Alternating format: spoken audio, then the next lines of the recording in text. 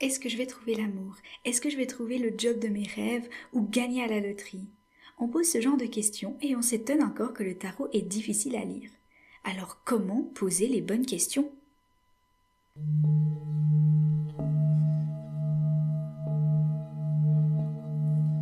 Poser la bonne question, c'est aussi faciliter notre interprétation du tarot. Ça la rend plus fluide, ça la rend plus facile parce que là, on se retrouve face à des questions et des réponses qui coïncident. Ça a du sens, on s'attend à avoir ce genre de réponse face à une question et donc, on sait comment interpréter la carte.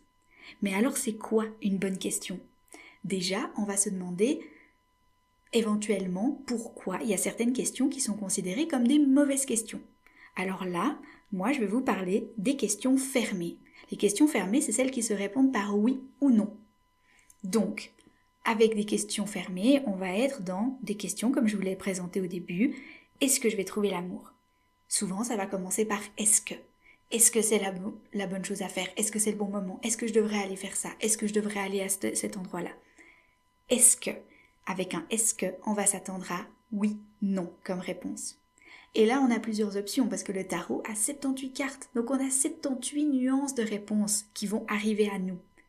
On peut se demander, est-ce qu'on est prêt à recevoir une nuance? Est-ce qu'on est prêt à recevoir une proposition différente qu'un oui, non? Ou alors, est-ce qu'on veut absolument notre réponse binaire et quand même utiliser le tarot? Parce qu'il y a d'autres outils divinatoires très intéressants pour utiliser les questions binaires, notamment le pendule.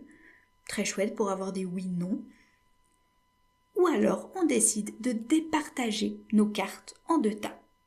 Le tas des oui, le tas des non, de manière équitable, équilibrée, ou alors on s'autorise quelques nuances. Ça, on essaie de le faire à premier abord. On décide que certaines cartes seront les non, certaines seront les oui, avec des nuances ou non selon nos envies.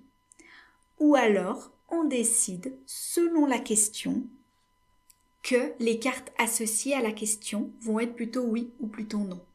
Par exemple, des questions liées à l'émotionnel, au romantisme, on va peut-être prendre des questions comme étant non habituellement, comme des questions oui pour cette question-là. Mais là, ça devient plus nuancé et on va avoir un petit peu plus la tendance à avoir la réponse qu'on veut. Après, est-ce que c'est pas un peu le but aussi d'avoir des réponses pour confirmer nos ressentis? Pourquoi pas? Mais pour utiliser le tarot de manière cohérente avec l'outil qu'il est, l'outil c'est, comme j'ai dit, 78 nuances de réponses.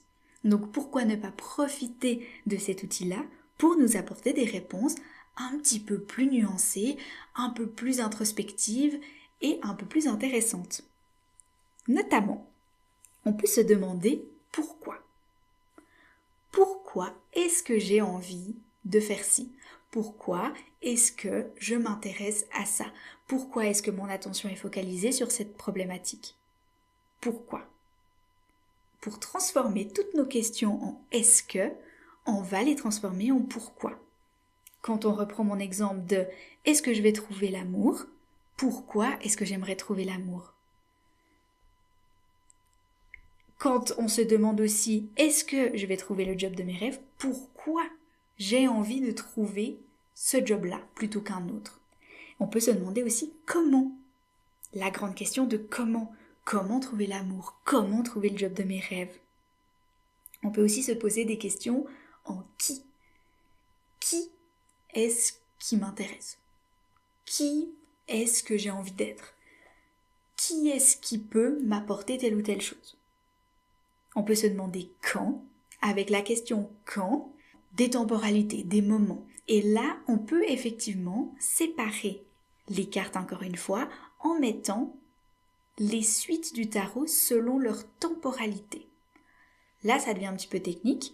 On peut se référer à notre propre sensibilité, ce qui fait du sens pour nous, ou alors à des choses qui ont déjà été dites dans des ouvrages de référence pour nous.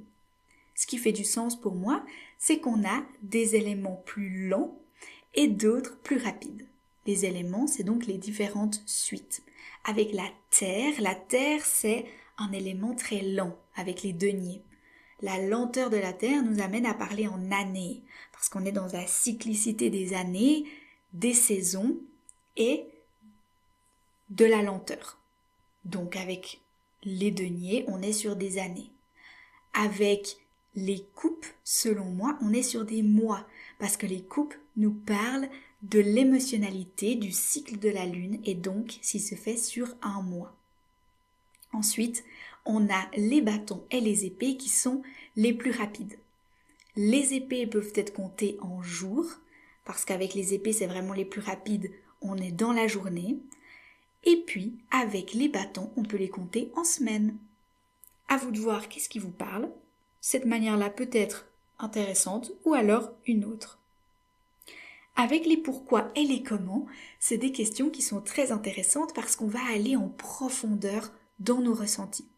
Si on se demande pourquoi est-ce que j'aimerais trouver l'amour, on va aller chercher en profondeur, est-ce qu'il y a un manque au fond de nous? Est-ce qu'il y a quelque chose qui nous perturbe profondément et qui nous demande d'aller chercher quelque chose à l'extérieur parce qu'on ne le s'apporte pas à soi-même? On peut donc aller demander au tarot pourquoi est-ce que j'ai envie de chercher quelque chose en dehors, chez quelqu'un d'autre, pour qu'il me nourrisse d'un amour que je ne peux pas m'offrir à moi-même. Et si on arrive à identifier ça, on peut se demander comment est-ce que je peux m'apporter cet amour-là pour moi. Ou alors, on peut aller voir, ok, maintenant je sais que moi, je m'apporte l'amour nécessaire dont j'ai besoin, mais j'ai envie de partager mon quotidien ou des moments avec une personne chère à mon cœur. Et là, j'aimerais savoir comment je peux mettre en place les choses de mon quotidien, de ma vie, pour aller vers cet amour-là, vers cette personne avec qui je pourrais être connectée. Si on retourne avec notre question du job, pourquoi j'ai envie d'un job? Bon, parce que j'ai besoin de sécurité financière, parce que j'ai envie de faire un job qui me plaît vraiment, parce que j'ai envie d'apporter quelque chose au monde.